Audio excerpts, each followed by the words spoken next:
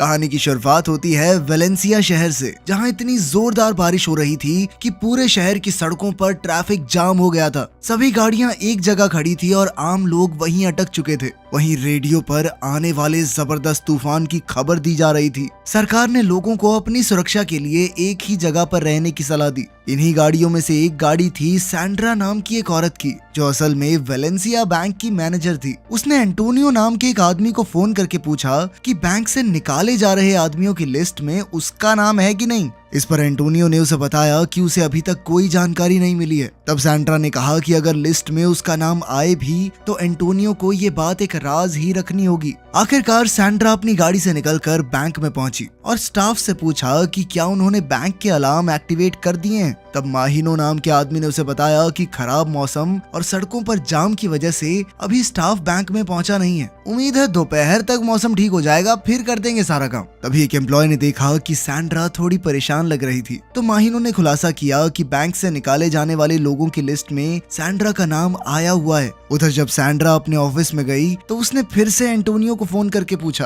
तब उसे पता चला कि उसका नाम सच में इस लिस्ट में आ चुका है, यानी उसकी नौकरी जाना तय है। ये सुनकर सैंड्रा काफी ज्यादा निराश हो गई। उसी समय अचानक हथियारबंद गैंगस्टर्स ने बैंक पर हमला बोल दिया। उनमें से कुछ ने बम वाली जैकेट भी पहनी हुई थी और जल्द ही उन्होंने सभी ऑफिसर्स को अपनी बंदूक से डरा दिया। वहीं दूसरी ओर सैंड्रा इस वक्त अपने ऑफिस में अपने रिश्तेदार वॉकन से बात कर रही थी। उसने वॉकन से मदद मांगी ताकि उसे नौकरी से ना निकाला जाए, मगर वॉकन ने उसे साफ कह दिया कि इसमें वो कुछ नहीं कर सकता। उसी समय अचानक गैलागो नाम का गुंडा अपने साथी जैक के साथ उसके ऑफिस में घुस गया और उन्होंने सैंड्रा के हाथ पैर बांधकर उसे बंदी बना लिया। इसके बाद वो अपने औजारों की मदद से बैंक की तिजोरी तोड़कर उसमें से पैसे चुराने की कोशिश में जुट गए। इसी के साथ उन्होंने जमीन में एक सुरंग भी बनानी शुरू कर दी, जिसके जरिए वो लूट का सारा माल बैंक से बाहर ले जाने वाले थे। वहीं दूसरी ओर गैंग का लीडर यूरुग्वायो बैंक के सभी लोगों को अपने इशारों पर नचा रहा था ताकि बैंक के बाहर किसी को भी इस डकैती की भनक न लगे। मगर तभी अचानक उसे एहसास हुआ कि एक आदमी ने ऑफिस का अलार्म बटन दबा दिया था। ये देखते ही यूरुग्वायो गुस्से से लाल पीला हो गया और उसने इस आदमी को बहुत बुरी तरह पीटा। फिर उसने पूरे बैंक को बम से उड़ाने की धमकी दी तो एक लड़की ने उसे बम धमाका ना करने के लिए भीख मांगी।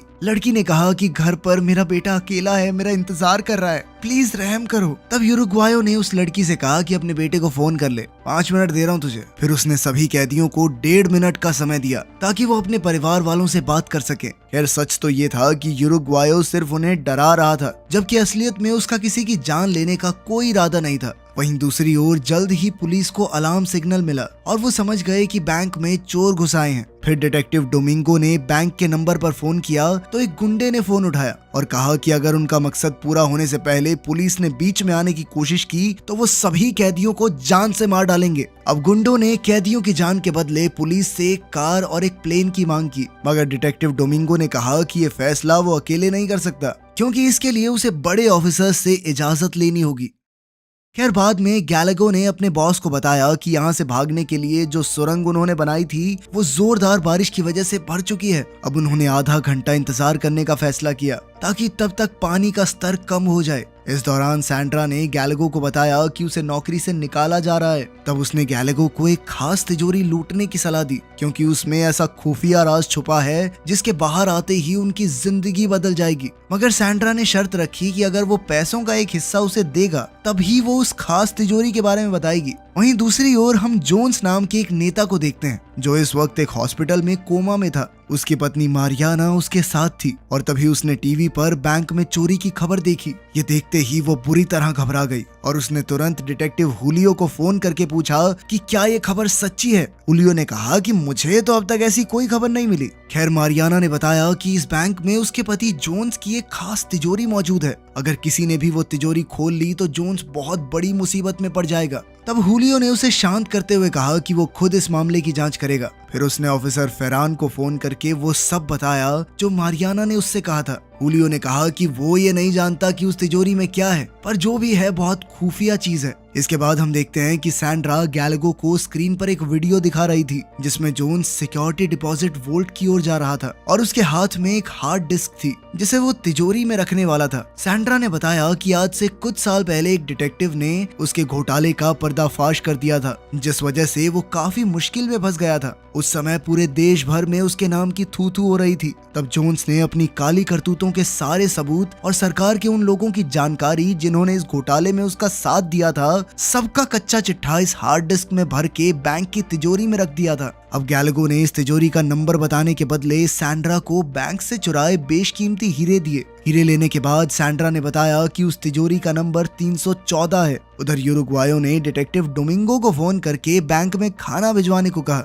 यूरुग्वायो ने यह भी कहा कि खाने में कुछ मिलाने की गलती मत कर देना क्योंकि पहले इन कैदियों को खिलाऊंगा फिर खुद खाऊंगा, समझा। कुछ समय बाद गैलागो ने देखा कि सुरंग में पानी का स्तर बढ़ने लगा था, इसीलिए उसने तुरंत अपने साथियों से कहा कि उन्हें जल्द से जल्द अपना मिशन पूरा करके यहाँ से निकलना होगा। इधर पुलिस ने बैंक को चारों ओर से घेर लिया था। तब गुंडों ने बैंक में काम करने वाले कुछ लोगों को बॉम्ब्स वाली जैकेट पहनाकर खड़ा कर दिया। उन्होंने धमकी दी कि अगर वो जरा से भी हिले तो बॉम्ब धमाका हो जाएगा। फिर गैलागो उसी जगह पहुंचा जहां सेफ्टी डिपॉजिट बॉक्सेस रखे हुए थे। उसने अपने साथी को बताया कि जोन्स के बॉक्स का नंबर 314 है। ये सुनकर उसके साथी को लगा कि गैलागो उन्हें धोखा दे रहा है क्योंकि वो यहाँ सिर्फ एक यही बॉक्स चुराने के इरादे से आया था। अब वो बाकी सबको भी यही बताने जा रहा था कि गैलागो यहाँ किसी और मकसद से आया है कि तभी गैलागो ने उसे समझाया कि इस बॉक्स के बारे में मुझे सैंड्रा ने बताया है। पर फिर भी बाकी की गैंग ने कहा कि इससे पहले कि सुरंग में पानी भर जाए उसे तुरंत सुरंग में जाना होगा।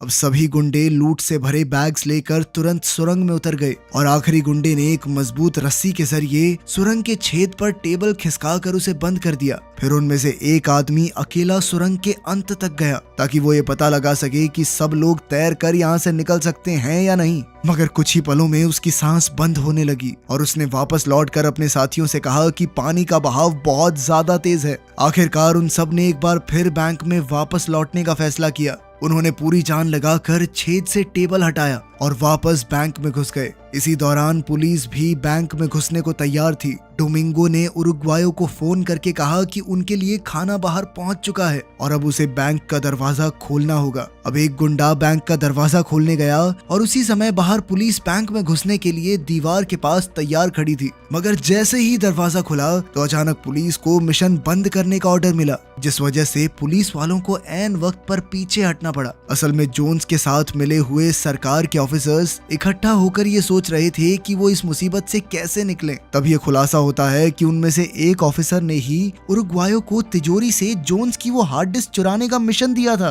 ताकि वो खुद को बचा सके। उस समय फेरान और उसके साथी काफी गुस्से में आ गए क्योंकि उसने बिना किसी से पूछे ये फैसला लेकर बहुत बड़ी गलती कर दी थी। अब उन्होंने पाओलो नाम के एक डिटेक्टिव की मदद लेने का फैसला किया क्योंकि उन्हें इस आदमी पर पूरा भरोसा था। उन्होंने डिटेक्टिव पाओलो को गुंडों से हार्ड डिस्क लेकर फेरान तक पहुंचाने का मिशन दिया। वहीं दूसरी ओर गुंडों की गैंग ने हिसाब लगाया कि जब तक उनके पास जोन्स का बॉक्स है तब तक वो सुरक्षित हैं और इसी की मदद से वो ऑफिसर्स को ब्लैकमेल भी कर सकते हैं। जब उरुग्वायो को पता चला कि गैलागो को बॉक्स का नंबर सैंड्रा ने बताया था तो वो समझ गया कि गैलागो ने उसे बदले में जरूर कोई कीमती चीज दी होगी। अब वो गुस्से से भरकर वहां से निकल पड़ा और उस बाथरूम का दरवाजा जोर जोर से खटखटाने लगा जहां सैंड्रा छिपी हुई थी। उरुग्वायो गुस्से में अपना आपा खो बैठा और उसने सैंड्रा पर हमला करके पूछा कि उसे बॉक्स नंबर बताने के बदले में क्या मिला है। मगर जल्द ही गैलागो भी वहां आ गया और वो उरुग्वायो से हाथापाई करने लगा। असल में वो इस बात से गुस्सा था कि उरुग्वायो ने उस कीमती बॉक्स के बारे में जानते हुए भी सबसे ये बात छुपा कर रखी।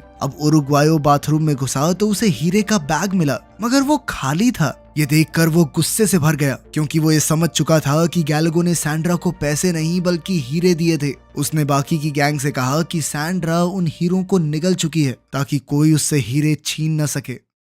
दूसरी ओर हम देखते हैं कि लोको नाम का गुंडा हार्ड डिस्क में छुपी हुई फाइल्स निकालने की कोशिश कर रहा था, लेकिन उसके सामने एक चेस की गेम आई जिसमें एक पजल भी थी। जैसे ही उसने एक गलत कदम उठाया तो अचानक हार्ड डिस्क का सारा डेटा अपने आप डिलीट हो गया। उसने डेटा वापस लाने की बहुत कोशिश की पर कोई फायदा नहीं हुआ। कुछ ही देर बाद डिटेक्टिव पाओलो इस केस के काम पर लग गया। और उसने बैंक में फोन किया तो उरुग्वायो ने फोन उठाया। पुलिस ने बैंक को चारों तरफ से घेर लिया था और उरुग्वायो इस बात से काफी गुस्से में था क्योंकि अब उसकी गैंग का यहाँ से निकलना मुश्किल हो गया था। खैर पाओलो ने कहा कि अब से इस केस को वो हैंडल करेगा। उसने कहा कि वो उरुग्वायो से खुद मिलना चाहता है क्योंकि वही गैंग का लीडर था, लेकिन उरुग्वायो ने इससे इनकार कर दिया क्योंकि उसे डर था कि पुलिस उसे मार डालेगी। लेकिन जब पाओलो ने वादा किया कि उस पर कोई गोली नहीं चलाएगा, तब जाकर उरुग्वायो उससे बैंक के दरवाजे पर मिलने को राजी हो गया। जब उरुग्वायो उससे मिलने के लिए बाहर आया तो पाओलो ने कहा कि वो उसकी यहाँ से बाहर निकलने में मदद करेगा,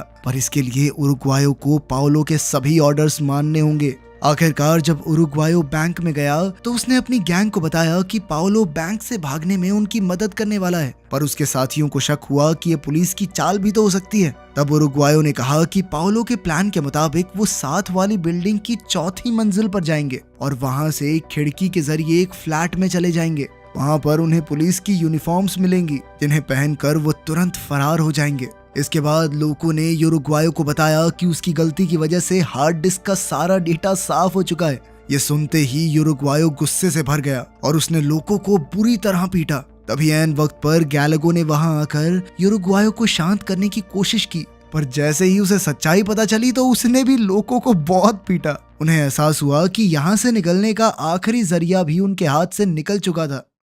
खैर अब वो पाओलो के इशारे पर चुपचाप बैंक के साथ वाली बिल्डिंग में जा पहुंचे, जहां पाओलो का एक आदमी पहले से उनका इंतजार कर रहा था। जल्द ही उन्होंने पुलिस यूनिफॉर्म्स पहन ली, पर अचानक गैलागो ने पाओलो के आदमी के सर पर वार करके उसे बेहोश कर दिया। अब वो पाओलो को बताए बिना ही वहां से भाग निकले ताकि किसी को ये भनक ना लगे कि उनकी हार्ड डिस्क खाली है। फिर वो सैंड्रा और टोई को लेकर नीचे बिल्डिंग के दरवाजे तक पहुंचे, जहां उनका सामना पुलिस गार्ड से हुआ। जाने से पहले गार्ड्स ने उन्हें अपनी आईडी दिखाने को कहा। जब गार्ड्स ने उनसे सैंड्रा के बारे में पूछा तो गैलागो ने कहा कि सैंड्रा उन्हें 5वीं मंजिल पर मिली है, पर पुलिस वालों को उन पर शक हो गया और उन्हें बाहर जाने से रोक दिया। उसी समय उरुग्वायो और उसकी गैंग ने पुलिस पर बंदूकें तान दी तो पुलिस ने भी अपने हथियार निकाल लिए। उसी पल दोनों ग्रुप्स के बीच भारी गोलीबारी शुरू हो गई और इस जद्दोजहद में सैंड्रा की बाजू पर गोली लग गई। तब गैलागो और उरुग्वायो उसे उठाकर बिल्डिंग के एक सुरक्षित कोने में ले गए। उन दोनों को सैंड्रा के लिए काफी बुरा लग रहा था। अब उन्होंने सैंड्रा को यहीं छोड़कर जाने का फैसला किया ताकि आगे चलकर सैंड्रा की जान को खतरा ना हो। उरुग्वायो ने सैंड्रा से कहा कि पुलिस को ज्यादा से ज्यादा समय तक रोक कर रखना और फिर उसे अलविदा कहकर वो दोनों निकल पड़े। फिर उरुग्वायो ने पाओलो को फोन किया तो पाओलो ने कहा कि उसे अपनी करतूतों का फल खुद ही भुगतना होगा। पाओलो ने उसे खुद को पुलिस के हवाले कर देने को कहा, मगर उरुग्वायो ने साफ इनकार कर दिया और कहा कि अगर आधे घंटे में उसे और उसके साथियों को बाहर जाने के लिए गाड़ी नहीं मिली तो वो हर 15 मिनट बाद एक कैदी को जान से मारना शुरू कर देंगे। अब फोन कटने के बाद पाओलो ने हुलियो से बात की और उन्हें इस मामले से निपटने के लिए समझदारी से काम लेने को कहा। वो जानते थे कि ये गैंग बहुत खतरनाक है जो आज तक अपने प्लान में कभी फेल नहीं हुई। उन्होंने कहा कि उन्हें कैदियों की जान बचाकर इस गैंग को बैंक से बाहर भेजना होगा। उधर उरुग्वायो गैलागो के साथ सेफ्टी डिपॉजिट वॉल्ट रूम में बैठा था तो उन्होंने जो कुछ भी हुआ उसके लिए एक दूसरे से माफी मांगी। उन्होंने एक दूसरे को अपनी तरफ की कहानी बताई और जल्द ही वो दोनों एक साथ हंस रहे थे। वहीं दूसरी ओर लोको को एक कैदी से प्यार हो गया।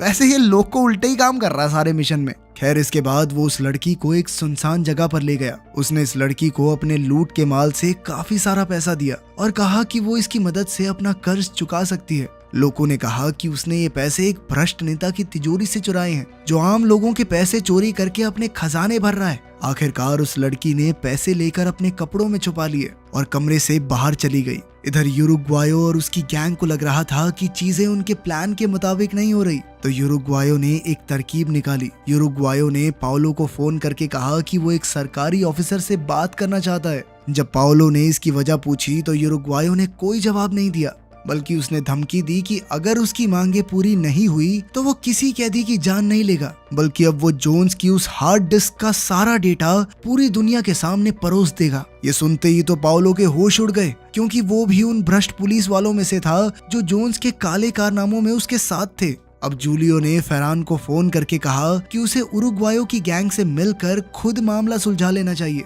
अब फरहान के पास कोई चारा नहीं था, इसीलिए वो राजी हो गया। जब वो उरुग्वायो और गैलगो से मिला तो उसने हार्ड डिस्क के बदले उन दोनों की सजा कम करवाने का वादा किया, पर उन्होंने फरहान से कहा कि वो अपने चुराए हुए पैसों से देश छोड़कर भागना चाहते हैं, जेल में नहीं जाना चाहते। उन्होंने झूठ कह दिया कि उन्होंने हार्ड डिस्क में फरहान और उसके साथियों की वीडियोस देख ली हैं। अब उरुग्वायो ने उसे जल्द से जल्द गाड़ी लाने को कहा जो उन्हें बैंक से बाहर ले जाएगी। उधर हम देखते हैं कि हॉस्पिटल में सैंड्रा का इलाज चल रहा था। तभी फरहान की सेक्रेटरी उससे मिलने आई और गैंग के बारे में कुछ सवाल पूछे। सैंड्रा ने कुछ गुंडों के नाम बता दिए। उसने ये भी कहा कि वो गुंडे एक दूसरे पर भरोसा नहीं करते, तो उनके बीच में लड़ाई डालना ज्यादा मुश्किल नहीं होगा। इधर फरहान ने उरुग्वायो को फोन करके कहा कि वो हार्ड डिस्क की वीडियोस देखना चाहता है, लेकिन जब उरुग्वायो ने इससे इनकार कर दिया तो फरहान को उस पर शक हो गया कि वो झूठ तो नहीं बोल रहा। फरहान ने कहा कि मैं जानता हूँ तुम्हारे पास कोई वीडियो नहीं है। फिर उसने अपने बॉस को ये सारा मामला समझाया तो उन्होंने बैंक में घुसकर गैंग को गिरफ्तार करने का फैसला किया। पुलिस ने धड़ाम से बैंक का दरवाजा खोलकर सभी कैदियों को तुरंत गिरफ्तार करके एक बस में बैठा दिया, मगर तभी ये खुलासा होता है कि उन गुंडों ने कैदियों के साथ कपड़े बदल लिए थे। जब तक पुलिस को इसका एहसास हुआ तब तक गैंग वहां से फरार हो चुकी थी। साथ ही उनकी लूट का सारा माल भी सुरंग के जरिए बाहर आ गया था, क्योंकि बारिश रुकने के बाद अब पानी का बहाव कम हो चुका था। आखिरकार पूरी गैंग बड़े आराम से देश छोड़कर भाग गई और एक नए सिरे से उन्होंने अपनी जिंदगी की शुरुआत की।